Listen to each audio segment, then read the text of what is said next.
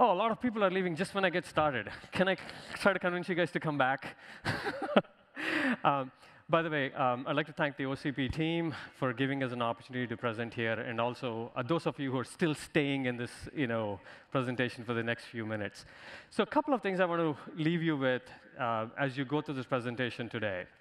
One, you've heard from Alex's and the teams that presented before that networking is absolutely essential for computing. Whether that is computing through CPUs or GPUs, you hear everything about HPC, ML, AI, and I can tell you none of this is possible without networking. That's number one. The second thing I'd like to leave you with is nothing does networking like Ethernet.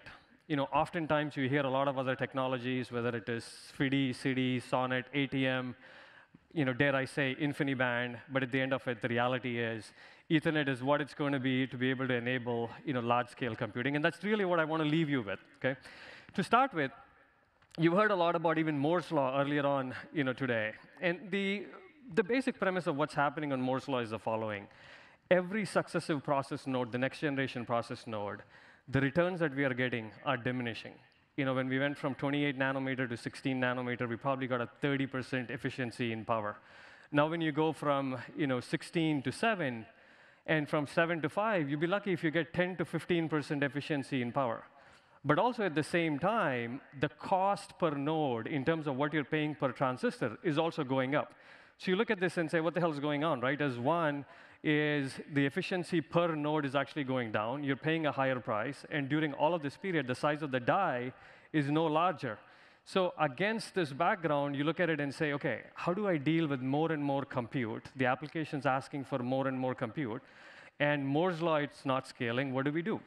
And if you look at the last 10, 15 years of what's happened in the world of compute, people have said, look, we can't scale up, right? We can't scale up and build mainframes. I hate to say it because we actually sell software that runs on mainframes. And we said, instead, we have to scale out. And the whole idea of a distributed computing took place. As a matter of fact, I think this might be a picture of Google's data centers a long time ago, because you only get their pictures of the data centers way past when they are not using it anymore. But anyway, this kind of picture shows you how they took commodity servers and linked a whole bunch of commodity servers to essentially do very, very large-scale computing. And the extent to which this has happened, without that kind of a distributed computing today, whether it is the service from Meta, the Instagram, or Netflix or AWS, a lot of this would not have happened.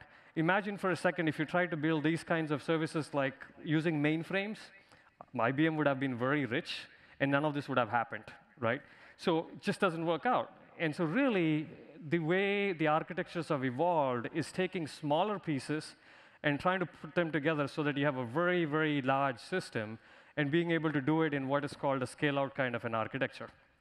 Now, when you do a scale-out architecture, and this is where I do my pitch, which is all of these computes are great, but if you cannot connect them and you cannot make them all work like a single instance, it's not going to work out. And what you need here is the network, right? And actually, Sun said this 30 years ago. Sun Microsystems, they don't exist now. They're a part of Oracle, whatever they are right now. But the reality is, they had the foresight back then to say, the network is the computer. And that's really what it is. You need a network that essentially is able to tie all of these pieces of compute together and make it look like one large system. Now, you say, well, the network is a computer. We buy that concept. So then, what is the network?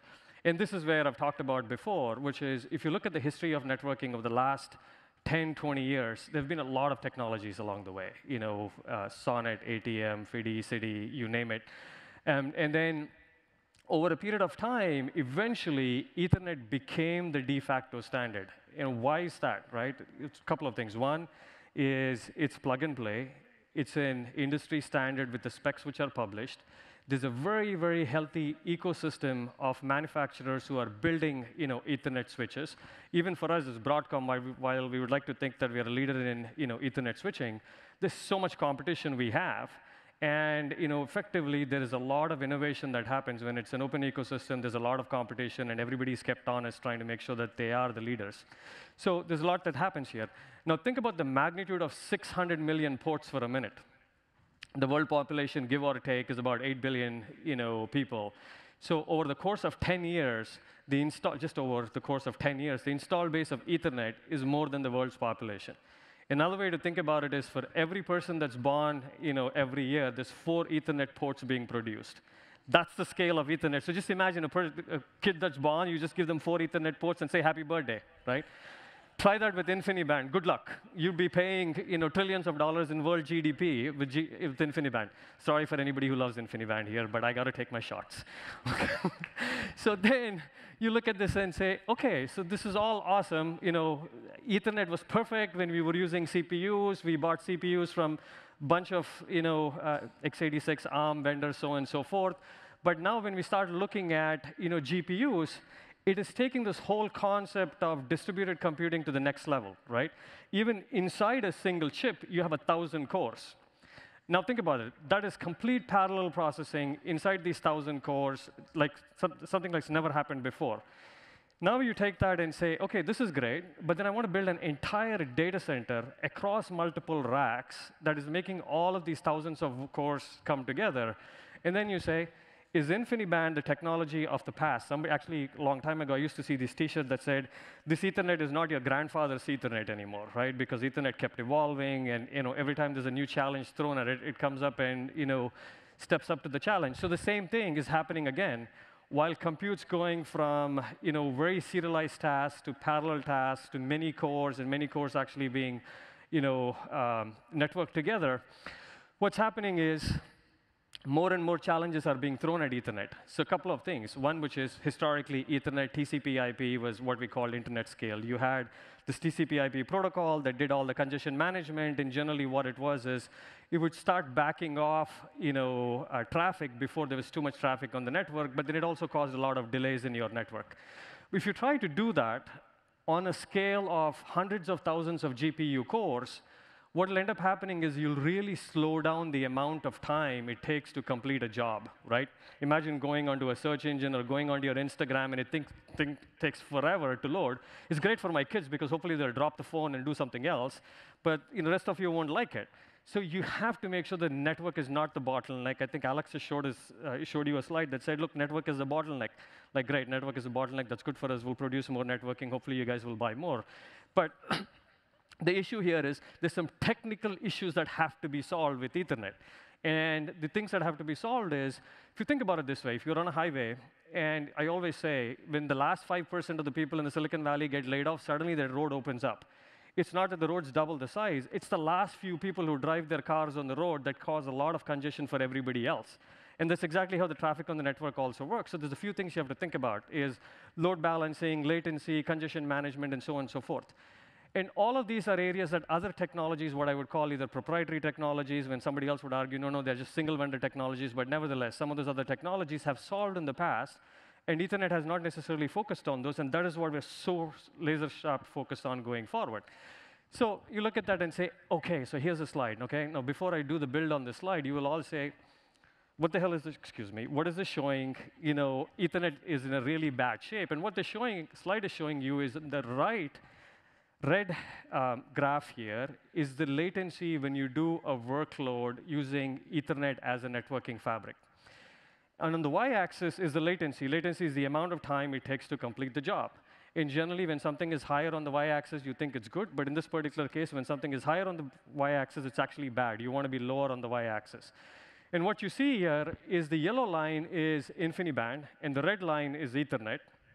And Ethernet has a couple of orders of magnitude slower in performance. Again, a couple of orders of magnitude slower in performance than InfiniBand. So it would make no sense to buy Ethernet, even if InfiniBand costs you 2 orders of magnitude more, right? But over the last few years, a lot of innovation has happened on Ethernet. And now when you actually look at the performance of Ethernet, there is this blue dotted line that is sitting right on top of the yellow line, right? That basically shows you that the performance of Ethernet today, hands down, at a fraction of the price, will give you what you may be thinking of from an InfiniBand standpoint, OK? Now, this is not work that we have published, we and maybe Broadcom or somebody else. This is actually work that is being done at the Los Alamos national labs, because they're super motivated. They're running a lot of HPC clusters. They're doing a lot of MLAI, and they want to be able to scale it at very large scales. So they did a test of Ethernet with RDMA also on Rocky to see how its performance would be. Now here's another beautiful thing about Ethernet. Ethernet can actually scale. You're not constrained to doing 256 servers or 512 servers or 1,000 servers. That is usually what other technologies scale to. You can actually build a fabric that is tens of thousands of servers. And this is all kind of commodity Ethernet that you can get from any given day, 5 or 6 vendors, right? And that is what Ethernet is able to do. But this is not sufficient because we're not stopping at where we are today. There's a lot more problems to be solved. And to talk about some of the innovations that there are to be solved, what I would like to do is invite Professor Mark Handley. He's a professor at University College of London. In the interest of full disclosure, Broadcom just bought his company because he was doing some really cool stuff. And a lot of what he spent over the last couple of decades is working on reducing congestion in the networking fabric. And he actually flew over from London just to do this deck. Yesterday, I told him he had 5 minutes. Today, I told him he has 4 minutes. So I'll let him on before I take more of his time.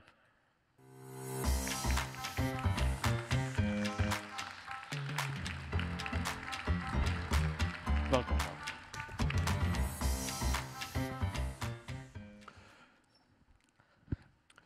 So Ethernet has come an awful long way. But once you start to build really large-scale data center networks, we still end up with latency problems. And the reason we end up with latency problems is because of the interactions between the traffic patterns, the very heavy workload, especially for AI-type traffic, and the network topology. And when we dive in and try and figure out what's really going on in these kind of networks, we realize that basically there's 3 real problems where we're building queues in the networks and increasing latency. And the first of these is where you've got transient oversubscription typically at the top of rack level, where you've got bursts of traffic and you simply can't get into the rest of the network from the top of rack. The second problem we find is where you've got what we call flow collisions. And these are due to when your flow is routed through the network, the switches are doing equal cost multipath, and they don't perfectly load balance the network. So you get multiple flows collide on the same link. Collisions create congestion. Congestion creates latency. And the third problem we see is that a lot of these workloads have very large incast problems. So you get a big implosion of traffic arriving at a particular receiver. And if we look at the orders of magnitude of the overload these create, the incast one is much worse. We get something like 5 orders of magnitude overload due to incast, whereas the others are usually less than an order of magnitude. So in order to actually get low latency performance out of these large-scale Ethernet networks, we're going to have to actually address how to control these queues, how to avoid building large queues in the network. So first of all, let's look at the incast problem. The incast problem, we've got a lot of people sending to one receiver simultaneously, and this is typical of various workloads like AI. And to be clear, this isn't really a throughput problem. This is a latency problem, partly because the tail latency of those particular flows, and partly because this incast causes latency for other flows too that are not related. So we've been working on solutions for this. And the solution we particularly like is called drop congestion notification, where you drop the payload of the packet and priority forward the header. And this means that the receiver knows completely what's going on. And then after that initial burst of traffic, the receiver can use a credit-based flow control mechanism to clock traffic across the network and to manage that traffic very carefully to the available capacity. The second part of the problem, this issue with flow collisions, that's best handled by doing packet-level ECMP, packet spraying. And if you do that, you can really very evenly load balance your network and basically eliminate the problem of flow collisions. If you don't like packet spraying, and not everybody does, then an alternative is to do cognitive routing, where the switches are looking at the downstream congestion and doing very short timescale rerouting. And the third part of this is, what do we do with this transient oversubscription at the sender? And the only thing you can realistically do there is to keep the packets back in the sending host. And when you detect congestion, that's not a problem. We can easily ramp down. That's very easy to do. The problem is, how do you ramp back up again quickly when that congestion disappears? And a great technology for doing this is in-network telemetry, where we can find out very rapidly that the problem has gone away and it's time to ramp back up. Another piece of this puzzle is also precise congestion notification, where the switches can actually tell the sending host precisely which flows to pause, so that only the ones that are experiencing congestion can actually have a problem. So those are the main pieces I wanted to talk about, these issues to do with transient congestion at the sender, flow collisions, and incast. And we think we have all the solutions for this now to actually build these very large-scale data center networks that scale and have low latency, even under heavy workloads. Back to you, Ram. Oh, thank you, Mark. We paid a lot for Mark's company. Hope you found the last 3 slides useful.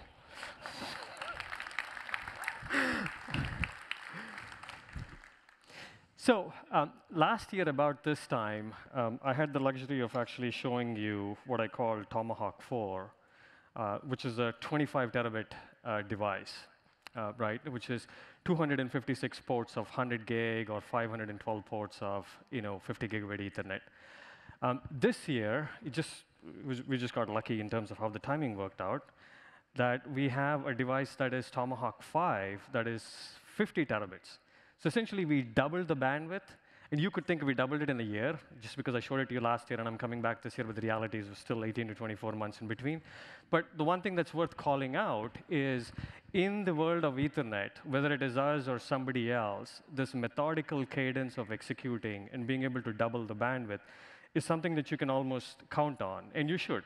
Because every time we build the silicon, there's a lot of the ecosystem here that spends their effort and their own dollars to be able to put a system together and get ready to go to production. So being able to have a reliable partner that executes on a cadence is extremely important. So, Ethernet just being able to continue to improve the performance while actually doing a lot of innovations around the areas that we just focused on, congestion management and so on and so forth. I can tell you that we are extremely confident, both today in terms of what we are delivering and in terms of what we will be able to deliver going forward, that it will be the networking technology of choice, bar none, for anything related to HPC, MLAI, and any high-performance computing that you need to do. Right? So now that we've done that, what we did do is we actually made the reference design for Tomahawk 5. We contributed that to OCP. And also, some of the innovations that Mark's talked about, the software infrastructure that is needed for it, which is the SCI APIs, those are also some things that we've already contributed to the SCI community. We have to just kind of go through the process of them debating whether or not it meets their needs and any changes they want to make. And once it's all done, you should expect that that will also be available in the community. Right? That said, what I'd like to do is actually introduce Hans from Meta, Hans Jürgen, the Director of Engineering at Meta, to come and actually talk about what they see as challenges that they face in how they're solving the networking needs going forward for a lot of the AI, ML use cases that Alex has touched on. So Hans?